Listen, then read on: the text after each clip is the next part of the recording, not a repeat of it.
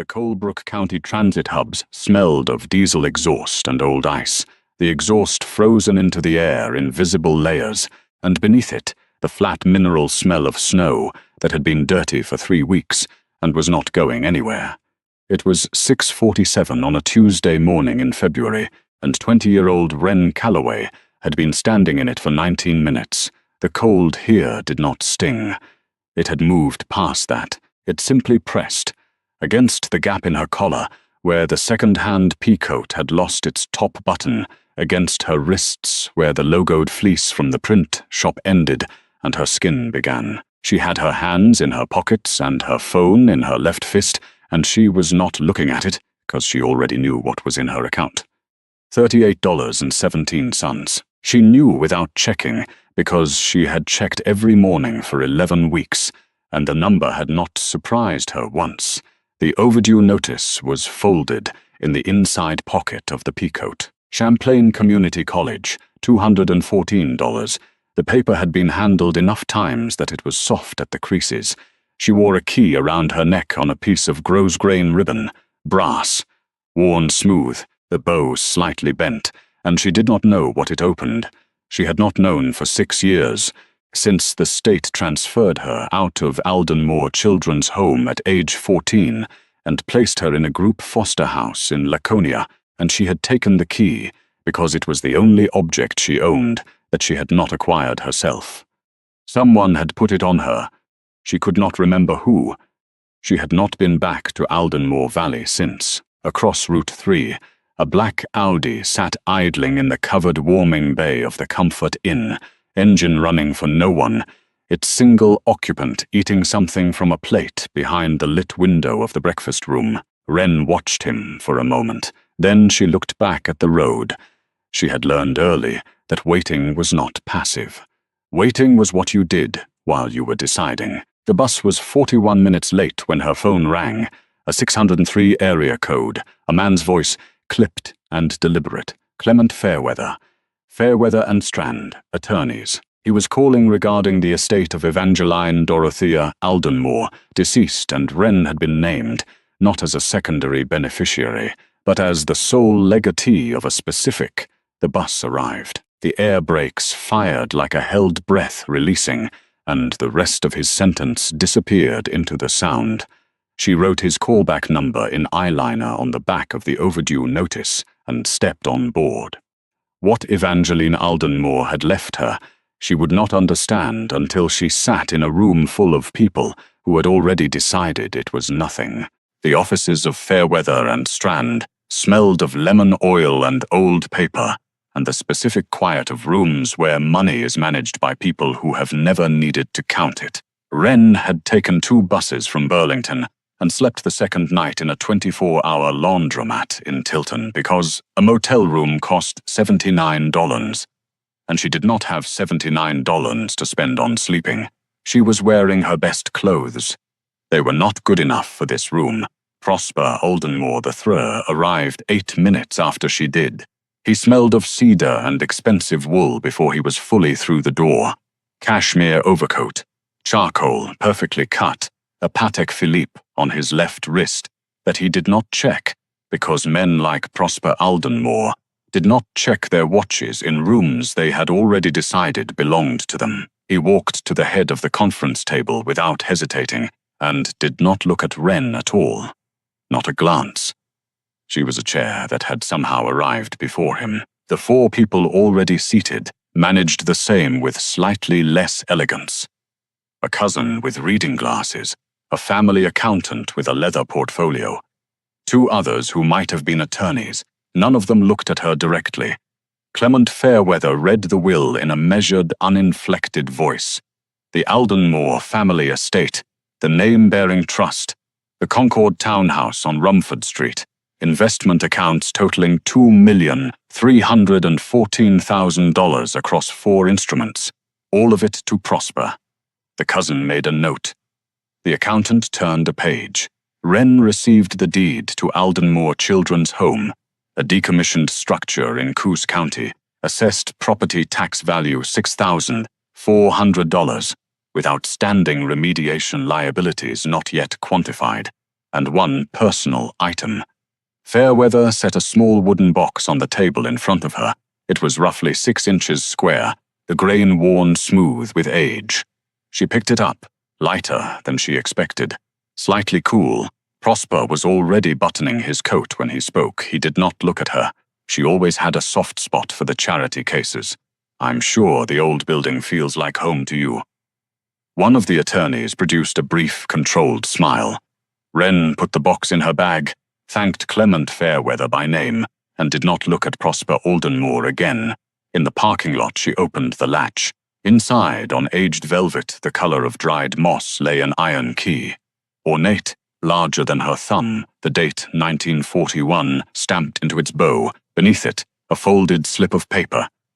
3 words in a handwriting she recognized without needing to think. "Go back first." She stood in that parking lot, holding 2 keys she did not yet understand. And she made the only decision that felt like it had been made for her a long time ago. The last $31 of a cash advance bought her 4 hours north and 2 bus transfers, I-93 out of Concord, then Route 3 through Lancaster, then a county road with no name on an app that had already lost its signal. The spruce closed in on both sides, branches holding snow in shelves that released without warning. By the time the bus left her at the junction, it was late afternoon in February, which meant the light was already giving up. She walked the last mile and a half. The smell reached her before the building did. Pine, pitch, and old ash and frozen mud, and beneath all of it something she had not encountered in 6 years, and had not realized she remembered. The coal dust smell of a structure closed long enough for time to settle into its walls. She had never smelled it anywhere else. It belonged only here, then the absence of sound, wind through spruce gaps, thin and directionless. Nothing else, no traffic, no voices. The temperature dropped as she left the road, not gradually, but in a single measurable step, the cold of the valley floor distinct from everything above it. Ice over gravel under her boots, then the front path, then the south porch where one board gave entirely beneath her left foot before she shifted her weight. She looked up. The Aldenmore Children's Home was 3 stories of Gothic Revival frame construction, built in 1887, and it was worse than she had allowed herself to imagine. The south porch corner had collapsed. 3 upper windows were boarded. The gutters hung at angles that spoke of years of ice and indifference. The sign above the main entrance was consumed entirely by lichen, its letters gone. It was smaller than memory had made it, and larger than hope had suggested. She stood at the threshold for a long moment. Leaving was the reasonable choice. She stayed because Evangeline's note had said go back first, and Wren had learned in 6 years entirely on her own that the only people worth trusting were the ones who had proven themselves before they needed to be trusted. Evangeline had earned it a long time ago. The iron key fit the side door without resistance. On the 3rd floor she lit a candle and walked the corridor toward the dormitory wing. The flame held still through every room she passed. Then, at the blank east wall between the 2 linen closets, it bent, steadily, without wavering, toward the plaster, as though something beyond it was breathing. She heard it then. A low resonance beneath the silence, the sound a space makes when it has been hollow for a very long time. She put her hand flat against the plaster. It was cold, and then she knocked, and the sound that came back was not the sound of solid wall. She found the tools in the utility closet off the 2nd floor landing, a flat pry bar, a claw hammer, a mason's cold chisel. The work lantern had corroded batteries. She used her flashlight propped against the baseboard and started at the bottom of the east wall. The chisel confirmed hollow space on the 3rd strike. She worked upward from there. The plaster was dense and resistant, in the way of things undisturbed long enough to believe they are permanent. What the cleared seam revealed was that the wall had been repainted not once but several times. Each layer slightly different in tone, the concealment maintained deliberately across decades. Someone had understood that neglect draws attention and maintenance does not. The seam ran 8 feet high, and 9 feet wide. Behind the baseboard, she found the outline of a door frame filled with lath and plaster newer than the surrounding wall, the work of someone in haste who had years afterward to make it appear otherwise. Behind the lathe was the door, original to the building, iron-hinged, with a keyhole chipped clear by her chisel. The 1941 key entered without resistance. The lock turned after 3 seconds of steady pressure. The door did not open easily. The hinges had seized, and the frame had compressed across 80 winters. She worked the pry bar into the gap and applied her full weight, and it took 12 minutes before the door ground inward and exhaled. Cedar and mineral dust and cold metal, and something beneath those things that had no name except age, the breath of a sealed space that had been keeping its word since 1943. She let the flashlight enter before she did. The hidden wing was the full east corridor of the 3rd floor, walled off completely. 3 rooms, intact. The temperature was warmer than the hallway, the sealed insulation having preserved something close to equilibrium across 8 decades. The silence was total, not emptiness, but the specific stillness of air that had not moved since before Wren was born. She touched the nearest wall, smooth, finished, deliberate. These rooms had not been abandoned.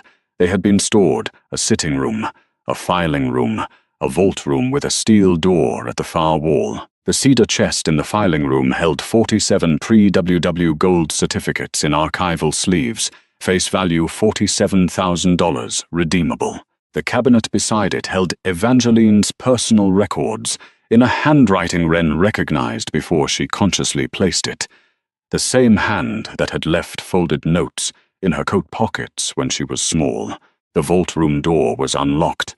Evangeline had left it that way. Inside, the original Aldenmore Land Trust documents dated 1891.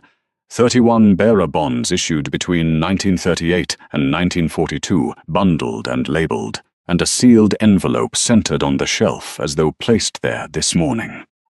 To Wren Calloway, who stayed when the others left, the letter was 2 pages and wasted nothing. It explained that the Aldenmore Charitable Trust had never been legally dissolved, that Prosper's grandfather had filed a 1943 dissolution bearing a notarization stamp dated October 11th, 3 days before that notary's commission was legally issued in New Hampshire. A forgery, 80 years of fraudulent dissolution.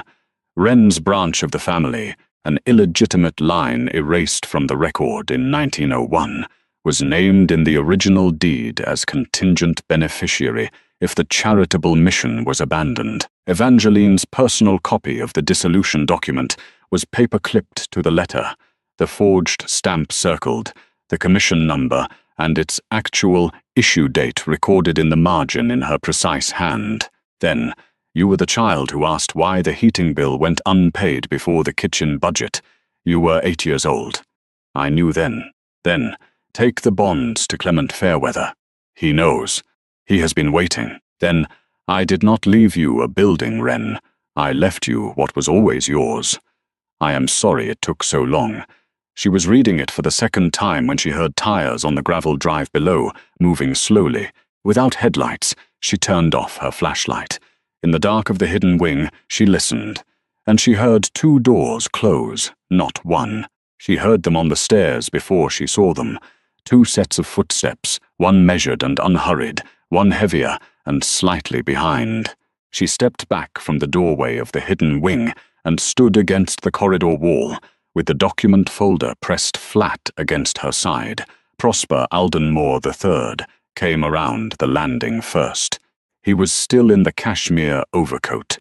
He had driven 4 hours north from Concord in the dark, and he looked like he had done nothing more taxing than cross a parking lot. Behind him came a heavy-set man in a surveyor's vest, carrying a clipboard. Its top sheet, bearing a header Wren could read from 12 feet away. Petition for Emergency Protective Order.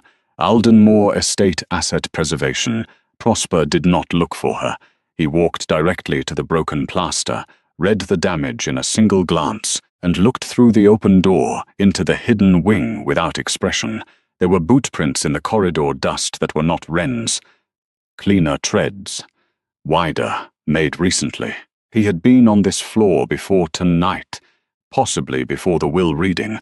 He spoke to the man behind him without turning. "Get the lawyer on the phone. Tell him we found the concealment. The emergency petition covers any undisclosed assets." Then he looked at Wren. "I filed this morning in Coos County Probate," he said. "Emergency petition. Any previously undisclosed assets on this property are subject to redistribution as part of the original estate.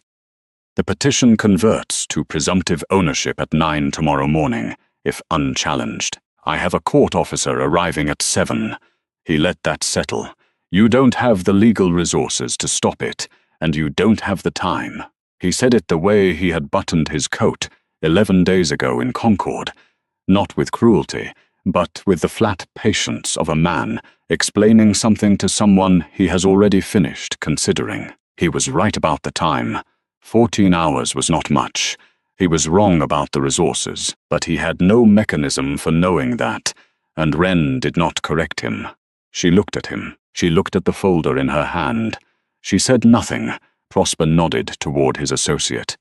"Photograph everything in the vault room, all documents, all instruments, all physical contents. We need inventory for the filing." The heavy-set man moved toward the vault. Wren stepped aside to let him pass. She did not object. She did not move to block him or shield the shelf or reach for anything. She simply stepped back and watched him go in with his phone raised. Prosper watched her watch this and appeared satisfied by what her silence confirmed, that she had nothing, that she had found something she could not keep, that the girl with the pry bar and the flashlight had reached the end of whatever she had imagined was possible tonight. The folder stayed against her side. He never asked what was in it. She watched Prosper's associate photograph the vault room. She let him finish. Then she said, very quietly, "You should call your attorney back. Not the one in Concord, the one who handles criminal defense." Prosper turned, and for the first time he looked at her, really looked at her, with something that was not quite contempt anymore. Wren walked into the filing room and set the folder on the table. She did not hand anything to Prosper. She placed the contents down one page at a time, in order, the way someone does when they have already decided how the next 10 minutes will go. First, the original Aldenmore Charitable Trust deed, dated 1891, fully executed. Second, Evangeline's copy of the 1943 dissolution document with the notarization stamp circled in her handwriting and a margin note beneath it. Notary Commission, NH, 1943-0271. Issued October 14, 1943. Document dated October 11, 1943. 3 days before this man was legally authorized to notarize anything, Prosper looked at it. He did not pick it up yet. Wren placed her phone on the table and dialed. Clement Fairweather answered on the second ring, which meant he had not been asleep. She read him the commission number. He confirmed it without hesitation. The 1943 dissolution had always been a forgery, documented in Evangeline's records for decades, and Fairweather and Strand had filed a formal challenge to the Aldenmore estate partition in Coos County Probate Court at 8:14 that morning, 46 minutes before Prosper's emergency protective order was filed. Fairweather had been Evangeline's attorney for 31 years. He had been waiting, he said, for the right person to find the right documents. Prosper's petition was moot. The estate partition it depended on was under active fraud challenge, which meant the photographs his associate had just taken in the vault room were not evidence against Wren. They were evidence for her, a time-stamped inventory of trust assets taken by a man Prosper had brought himself at a time when Prosper had no legal standing to be in this building and was already the subject of a fraud challenge he had not yet been formally notified of. Prosper picked up the dissolution document and read the margin notation. His face did not collapse. It went still, the specific stillness of a man who has understood that the floor beneath him is not there and has not been there for some time. Across the room, His associate set his phone down on the shelf without being asked and took one step back from the vault. He had walked into this building certain that what looked worthless was worthless. He had brought a witness. He had documented everything himself. His own certainty had built the case against him, one photograph at a time, and there was nothing left to say that would change the shape of what the next morning would bring. Wren was still. Prosper was still. The difference was that her stillness was finished and his was only beginning. She picked up the wooden box from the corner of the table. Evangeline's box, the carved initials worn nearly smooth, and looked at Prosper directly for the first time since the will reading. She didn't have a soft spot for charity cases, she said. She had a gift for recognizing who the real one was. They left without speaking. Their headlights crossed the ceiling of the hidden wing as the Mercedes turned out of the drive, and then the valley was dark and silent. Wren stood with the bonds and the letters and the 2 keys, knowing the harder work began at 9. She found the window latch and opened it for the first time since 1943, and the cold air of Aldenmore Valley came in smelling of pine and new snow and something that had been closed too long finally being opened. The legal proceedings took 14 months. The Coos County Probate Court ruled in Wren's favor on the fraud challenge after a full forensic audit confirmed the 1943 dissolution document had never been valid. The Aldenmore Charitable Trust was ruled never legally dissolved. Prosper Aldenmore III was disbarred, charged with 2 counts of estate fraud and 1 count of filing a fraudulent court instrument, and handed a civil judgment of $1.87 million payable to the reconstituted trust. His firm, Aldenmore & Prescott, was dissolved by the New Hampshire Bar Association. The Concord townhouse on Rumford Street was seized in partial settlement. The Patek Philippe was sold at auction for $9,400. Prosper's grandfather's estate was retroactively audited, and every fraudulent asset claim against the charitable trust vacated back to 1943. The bearer bonds and gold certificates authenticated at $1, $34 million. The reconstituted Aldenmore Land Trust encompassed 214 acres in Coos County. Wren Calloway was named trustee. She used the first year of trust income to begin structural restoration of the building. The south porch first, then the roof, then the windows. By the 3rd year, the restored east wing, the hidden wing, operated as the Evangeline Aldenmore residential program for young people between 17 and 22 who were aging out of foster placement with nowhere to go. It was free of charge. It was never called a charity. The people who ran it called it the program, and the people who came to it called it, after a while, simply the Valley. In early November of that 3rd year, Wren stood on the restored front porch in the dark and breathed in the smell of the wood stove reaching her through the outdoor air, wood smoke and pine, and the particular warmth of a building that is lit from inside and means it. The boards were solid under her feet. The windows threw yellow light across the snow. She was wearing 2 keys on a piece of grow-grain ribbon. A van turned off the county road and came up the gravel drive, its headlights crossing windows that had been dark for 60 years. It carried 3 new residents. She went down the steps to meet them. Evangeline Aldenmore understood something the powerful rarely do, that the people most worth trusting are the ones who stayed loyal before there was anything to gain from it. She did not leave Wren a fortune. She left her proof of what she had always been. The fortune was just how the world finally agreed. Evangeline hid the truth for 80 years, waiting for exactly the right person to find it. If Wren's story moved you, subscribe so you never miss another. New stories every week. Which moment stayed with you longest? Drop it in the comments. We read everyone.